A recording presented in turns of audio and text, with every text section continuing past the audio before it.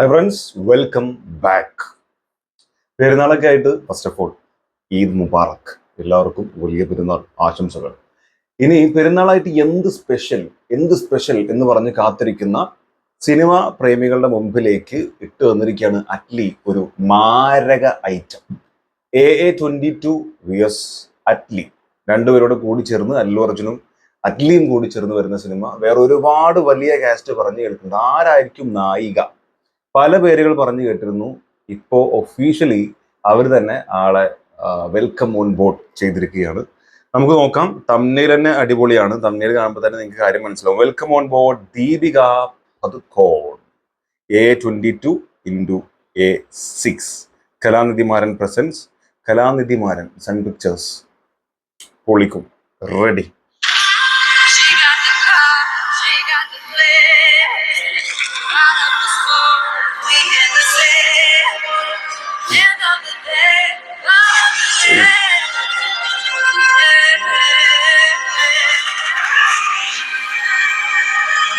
മമതയുടെ വരില്ല പെട്ടെന്ന് പറയൂ.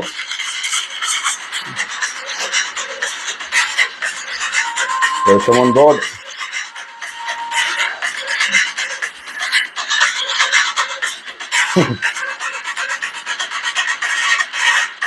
കൈ കൊടുത്ത് guys, the queen marks to board.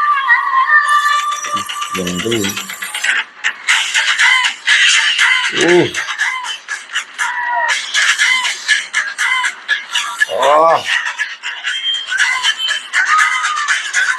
ഈ അയച്ചാണല്ലോ.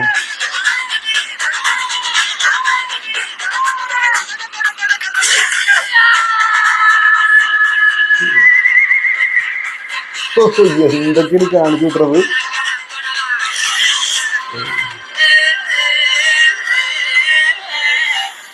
Gear up AA22 A6.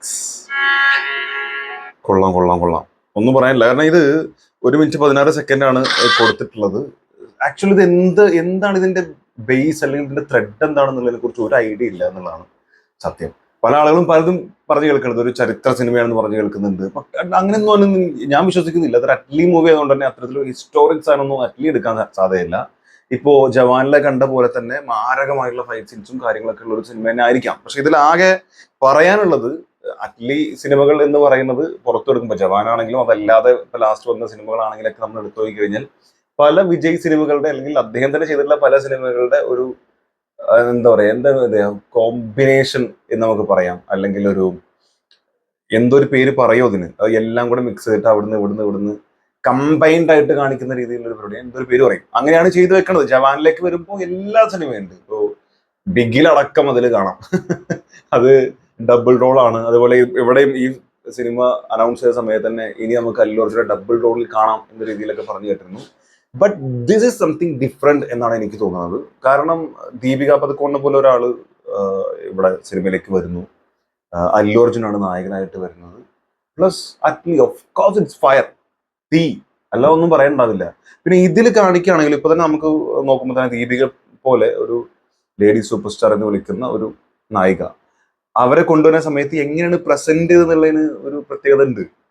വെറുതെ ഏതെങ്കിലും ഒരാളെ പ്രസന്റ് ചെയ്യുന്ന പോലെയല്ല. അവർക്ക് വേണ്ട റെസ്പെക്ട് കൊടുത്ത് തന്നെ ഒരു 1 മിനിറ്റ് 16 സെക്കൻഡുള്ള ഒരു ഗ്ലിംസ് പോലെ അല്ലെങ്കിൽ ക്യാരക്ടർ ഇൻട്രോ പോലെ ഭയങ്കര രസമായിട്ടാണ് ചെയ്തിട്ടുള്ളത്. ആൻഡ് സിനിമയ്ക്ക് കുറച്ച് ക്യൂരിയോസിറ്റി ഉണ്ടാക്കാനുള്ള എല്ലാ സാധനവും ഇതിൽ കൊടുത്തിട്ടുണ്ട്. ഇപ്പൊ തന്നെ ആ റൈറ്റിങ്സ് ഉണ്ടല്ലോ, സിനിമയ്ക്ക് വേണ്ടി നമ്മൾ എന്താ പറയാ സ്ക്രീൻ പ്ലേ ചെയ്യുന്ന പോലെ തന്നെ അത് വരച്ചുണ്ടാക്കണല്ലോ. അപ്പൊ ആ സാധനം അതുമായിട്ട് ഇത് കണക്ട് ചെയ്തതും ആൻഡ് അവരുടെ ആ മെയ് വഴക്കം എന്ന് പറയണത് അത് അവർ തന്നെയാണോ എനിക്കറിയില്ല. കാരണം ഒരു ബ്ലാക്കിലാണ് കൊടുത്തിട്ടുള്ളത്. ഫേസ് അവിടെ കറക്റ്റ് റിവീൽ ചെയ്യാത്ത രീതിയിലാണ് അവിടെ സ്റ്റണ്ട് ചെയ്യുന്ന ആളെ നമ്മൾ കാണിച്ചു തന്നിട്ടുള്ളത്. അത് ഇനി വേറെ ആളാണെന്ന് അറിയില്ല. ബട്ട് ഔട്ട്സ്റ്റാൻഡിങ്, ഭയങ്കര രസമായിട്ടാണ് ചെയ്യുന്നത്. പിന്നെ ഓഫ്കോഴ്സ് ദീപിക ചെയ്യുന്ന എല്ലാ സിനിമയിലും അവർ ചെയ്യാനുള്ള എല്ലാ സാധ്യതയുണ്ട്. കാരണം അങ്ങനെയുള്ള ഒരുപാട് കഥാപാത്രങ്ങൾ ഓൾറെഡി അവർ ചെയ്ത് കഴിഞ്ഞു.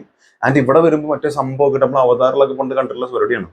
ഈ എന്താ പറയുക, ഗ്രീൻ മാറ്റും കാര്യങ്ങളൊക്കെ ഇട്ടിട്ടുണ്ട്. ബ്ലൂ ആണ് ഉപയോഗിച്ചിട്ടുള്ളത്.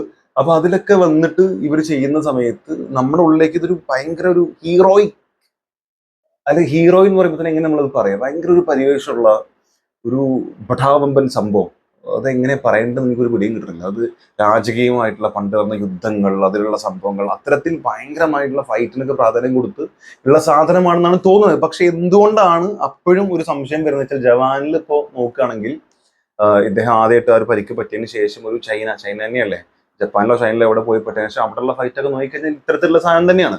അപ്പൊ അതുപോലെ എന്തെങ്കിലും ചെറിയൊരു ഭാഗത്തിന് വേണ്ടി മേക്ക് ചെയ്താണെന്നും നമുക്ക് പറയാൻ പറ്റില്ല. ബട്ട് അങ്ങനെ ചെറിയൊരു സാധനമായിട്ട് മേക്ക് ചെയ്ത് വെക്കാനുള്ള സാധ്യതയും വളരെ കുറവാണ്.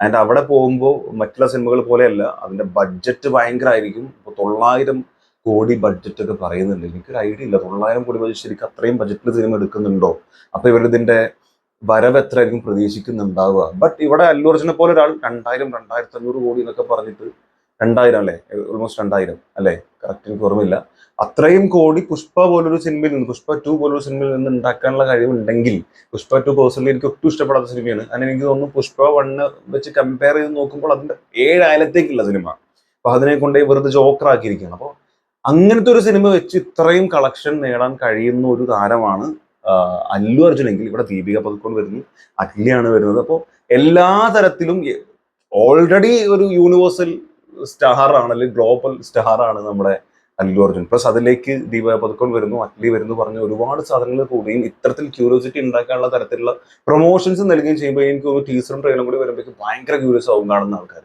അപ്പൊ അങ്ങനെ സാധനം തരാൻ അവർക്ക് കഴിയുന്നുണ്ട് എന്നുണ്ടെങ്കിൽ ഓഫ്കോഴ്സ് 900 കോടി ചെലവാക്കിയാലും പ്രശ്നമൊന്നുമില്ല, ലാഭം കിട്ടാവുന്നേ ഉള്ളൂ, ലാഭം ഉണ്ടാക്കാവുന്നതേ ഉള്ളൂ എന്നാണ് തോന്നുന്നത്. ബട്ട് ഇതൊരു വലിയ ചലഞ്ചായിട്ടാണ് തോന്നുന്നത്. ഒഫീഷ്യലി ഇവരുടെ ബജറ്റ് എത്രയാണ് എന്താണെന്ന് തുടങ്ങിയുള്ള കാര്യങ്ങളൊന്നും ഇവർ പുറത്തു വിട്ടിട്ടില്ല. ബട്ട് ഐ തിങ്ക് ഏകദേശം ഒരു 500-600 കോടി എന്തായാലും മിനിമം ഇതിന് ചെലവുണ്ടാവും. അമ്മ ഒരു സെറ്റപ്പ് അല്ലേ ചെയ്ത് വെച്ചിരിക്കുന്നത്, ഇതന്നെ ഇപ്പൊ എത്ര ചെലവുണ്ടാവും, ഈ ഒരു വീഡിയോക്ക് എത്ര ചെലവുണ്ടാവും, ഭയങ്കരം തന്നെയാണ്. സോ ഞാനും കാത്തിരിക്കുക.